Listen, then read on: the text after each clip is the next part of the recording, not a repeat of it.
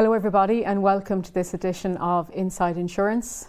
My name is Jean Ray and I'm a consulting partner here at KPMG, where I'm responsible for looking after the non-life actuarial services practice. In today's edition we're going to focus on the role of the iNED, and to do that I'm delighted to have two really experienced insurance and financial services iNEDs with me here today.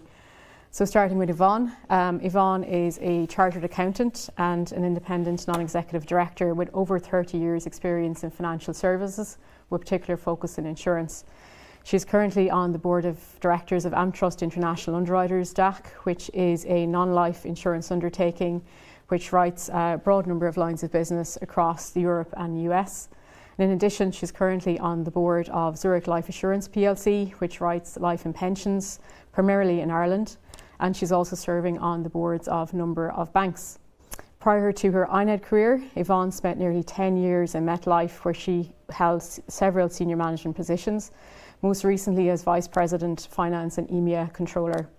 Yvonne's career began in PwC, and she is a qualified chartered accountant. She holds a Bachelor's of Commerce degree and a postgraduate diploma in professional accounting from University College Dublin. So very strong CV there, Yvonne, and delighted to have you with us.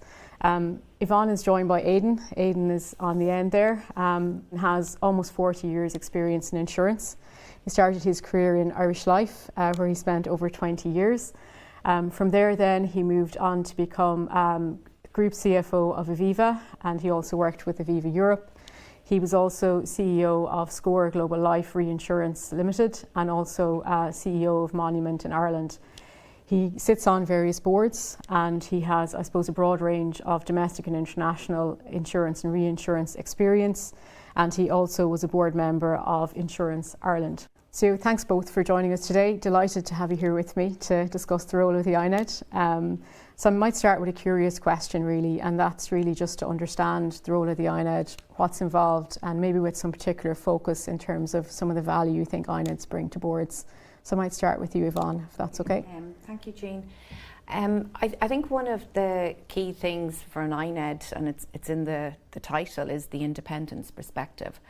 I think when you're on a board and you're seeing an outside-in view, I think that can really help management in terms of how the company is operating from a governance point of view, and where you are sitting on other boards, you're bringing a market perspective as to what best practice is. And in particular, as you mentioned, I'm on insurance and banking, there is an overlap, and I think that can be helpful as well. Aidan, anything you would like to add there? I certainly agree with that. I think the variety of perspectives and the variety of experience that you can bring to companies, I don't mean that to sound conceited in any way, but in a lot of cases, having worked in insurance, people very much have an internal perspective of their company. There's a great opportunity to bring other perspectives and other experiences, whether it's from other firms in the insurance industry or, as Yvonne says, from outside of the insurance industry, where you can bring crossover experience and advice to the firm. Yeah. So I think it's that external perspective, as well as the independence and the ability to put your hand up and say, I'm not buying that. That just doesn't ring true. And I would add one other thing. The CBI at the moment, there's a lot of new regulation that everybody is dealing with. And I think it is helpful to understand what other companies are doing, what the developing best practice is, and share that. And again, I think life, non-life, banking, a lot of the regulation is similar, and I think that can be extremely helpful in terms of benchmarking how a company is doing relative to others.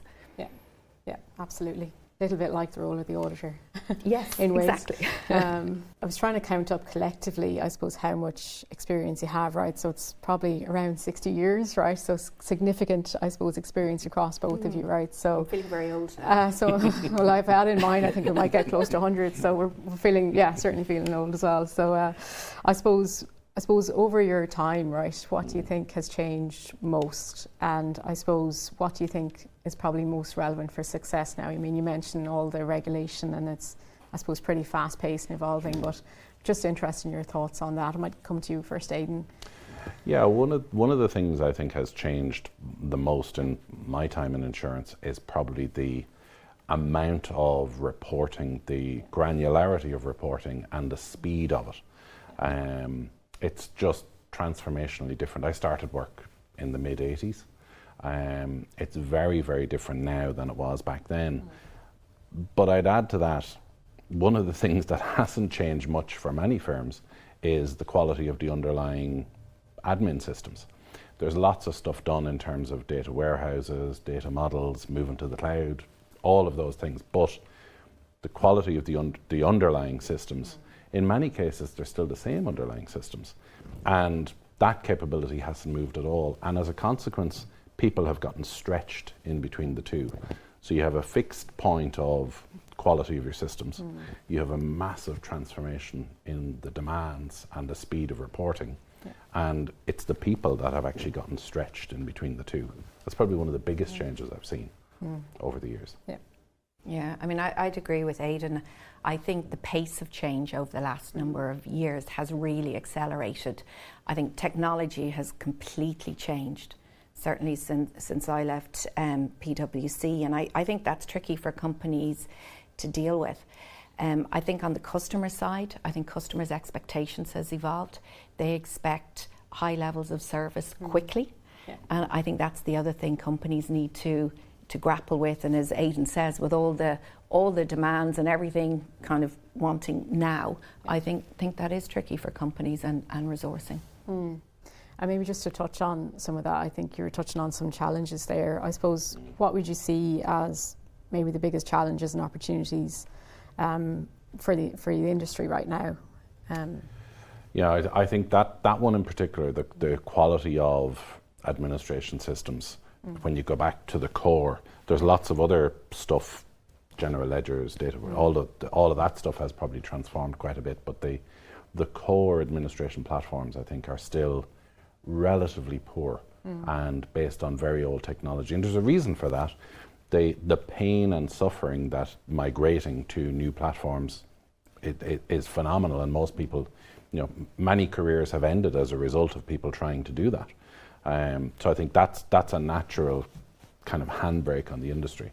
But I think that's a huge challenge, and I think that's where opportunities come for people to disrupt the industry. So people come in from outside with a different perspective, with a much more modern take in terms of technology. And I think the insurance industry leaves itself open to external threats as a result of that. So, but that, for me, that would probably be one of the big, obvious challenges.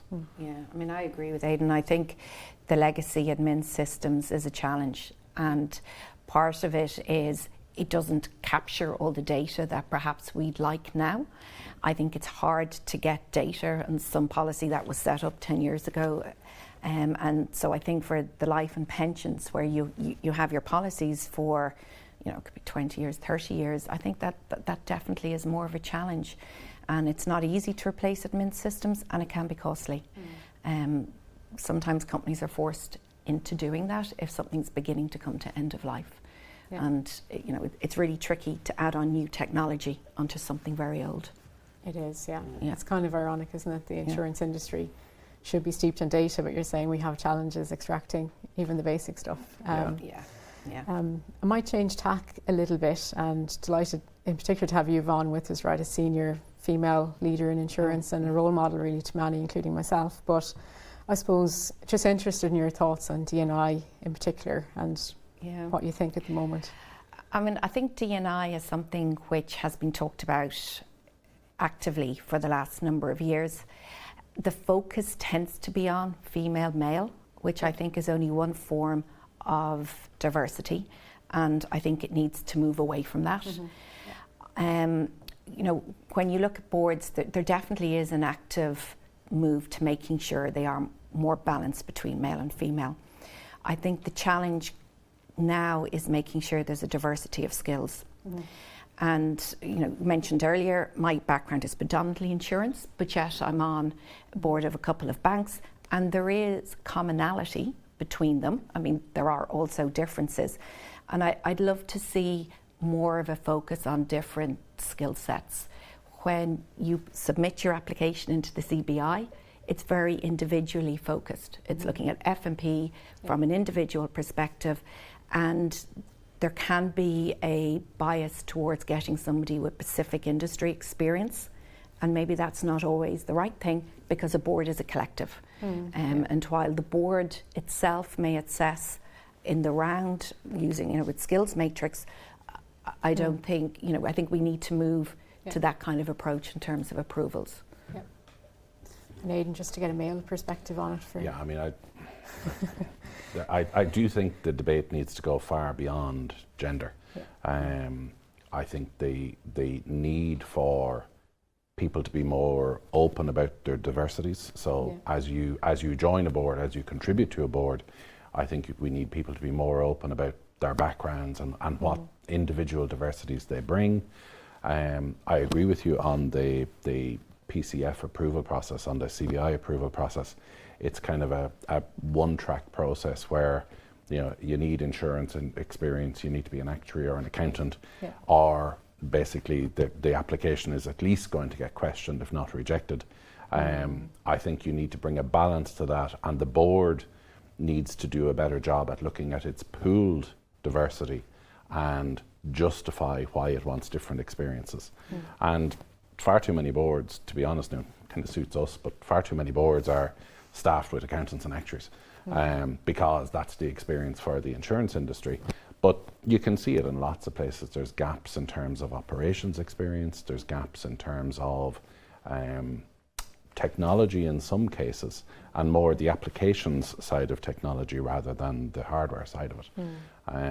So I do think that the debate has to go far beyond gender. And in fact, that's probably limiting the benefit of true D&I at the moment, in that companies are more focused, and indeed the regulator is more focused on gender balance rather than looking further into the broader definition of diversity. Yeah, that diversity of thought being quite important, maybe just to finish, we might take a futuristic look at things, right? So if you were to take out your crystal ball and look 10 years into the future, I suppose, what would you like to see the insurance market looking like in 10 years? And Yvonne, I might start with you. You mentioned life and pensions and health earlier, so we might touch on that sector in particular. Yeah, I mean, I think still with life and pensions, it's, people don't wake up looking to invest in a pension policy or get life assurance. It's usually, I've bought a house, I need mortgage cover, or my company has an pension plan. It would be great for people to be more, to get better financial literacy. Easy to say, very hard to do, because it's not usually seen as something people really like. We'll see how things like Revolut, and they're pushing savings, they've started insurance. So we might have items like that helping to push a desire or a knowledge. But it would be great to be customer-led in terms of change rather than firm-led. And I think there needs to be a simplicity. I mean, I was renewing my health cover there not so long ago, and scrolling forever down the options to see what's available. So that's not very customer-centric. So I think there needs to be a customer-centric view, keeping things simple. But more education when kids are younger would also help. Yeah, tricky to implement. Yeah, very tricky. Very tricky. And Aidan, from a non-life perspective, then. I'd like to see more. I'd like to see more innovation. There's constantly new risks emerging. There's new threats and kind of new lines of business and so on that people are trying to run commercially. But the product set that we offer is still relatively limited and relatively static. Hasn't really, little bits of innovation here and there, but hasn't really changed that much in the last couple of decades. So I think if you take a 10-year or 20-year view, very substantial product innovation, whole new areas of risk that people are willing to pool and insure. I'd like to see. I think we've been remiss over the last few years, possibly as a result of struggling with reporting burdens, as we talked earlier, or implementing new regulation. I don't think the industry has actually done enough in terms of innovation, in terms of product and coverages and so on as well. With some exceptions, you get little bits of, like cyber is new, and providing kind of those sort of covers. But I think we need a lot more of that. Yeah. As Yvonne says, there is some disruption in terms of Revolut and other kind of players. Yeah. With outsurance now in Ireland, so it'll be interesting to see what that does as well. So interesting times ahead, and hopefully the future is bright. Fingers crossed. So thanks a million for joining me both. Fascinating discussion today. And I suppose if any of the topics we discussed today resonated with you listening, please feel free to get in touch with me or your usual KPMG contact. So that just leaves it for me to wrap up and hopefully welcome you again to one of our sessions in the future. So thanks for joining today.